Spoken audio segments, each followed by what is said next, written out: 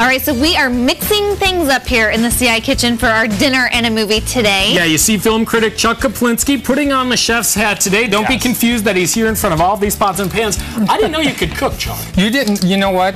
That seems to be the response I've been getting all day. And quite frankly, I'm starting to be insulted by that. No, this is going to be wonderful. It smells great. It looks like it's going to be a great, easy meal. You're going to be eating your words. Oh, nice. And we promise we will not give it a star rating, a thumb rating, or you can do whatever you want. Here, just let me tell you something. You know, I made this. This was the first meal I made for my wife, and she'll tell you that that was one of the 2 reasons that she married me. What was the other? Do we want to know? I agreed to clean the bathrooms.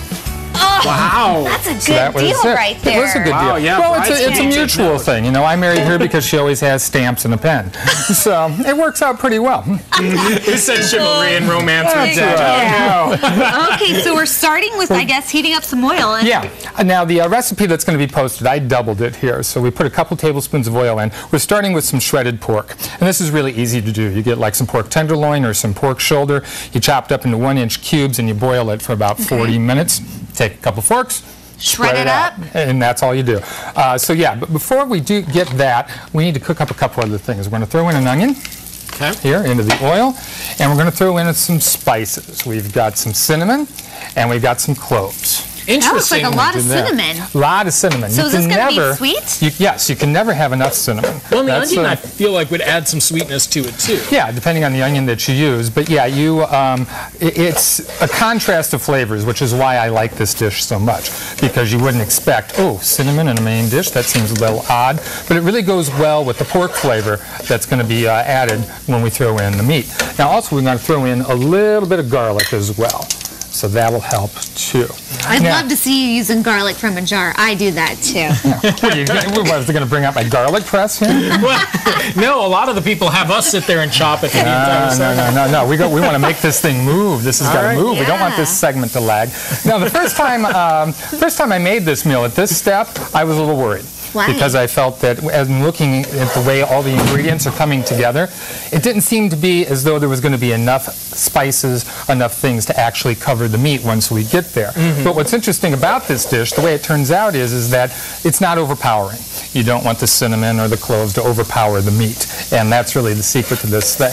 Ooh, I really smell the cinnamon coming out. Yeah, so when you make this, if you make it the first time, don't panic. You've used enough as long as you have followed the measurements in the recipe.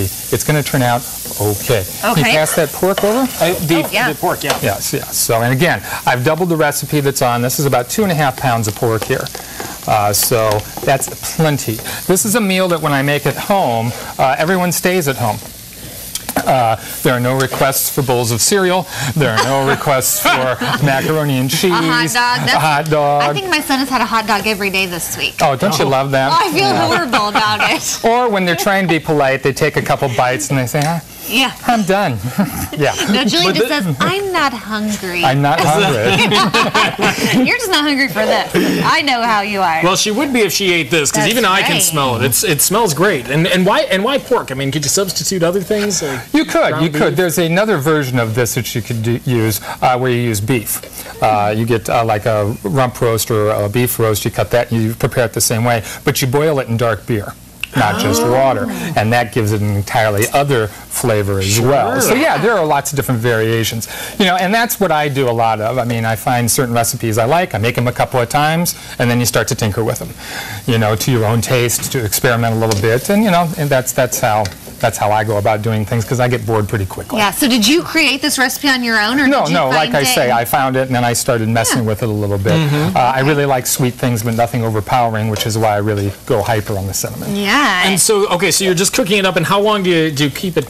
You just kind of keep it going for about 5 or 6 minutes until it says until all the spices are absorbed. We still got a little bit of onion, a little bit of stuff, so we just keep stirring it until those spices have blended in thoroughly with the meat. And I know that we put the the other things in fairly quickly, but would you wait longer to let the onions caramelize a little bit more? Or you can if you want. I like them to be a little bit crisp. I don't like, you know, that really texture of that onion. But you can cook it to your own specifications, but I like them to be a little bit more crisp as we're going through. Now we're saving the refried beans for later, or does that go in too? No, that's going to be for later when we plate it, when we pull it all together. Okay, we're going to do that here in a little bit, so you're going to stick around. You bet. We'll let you still stir and combine. Thanks, Heather. You're welcome. If you want a copy of Chuck's recipe, we'll actually have it posted right now on CILiving.tv for you to print off and make for dinner tonight.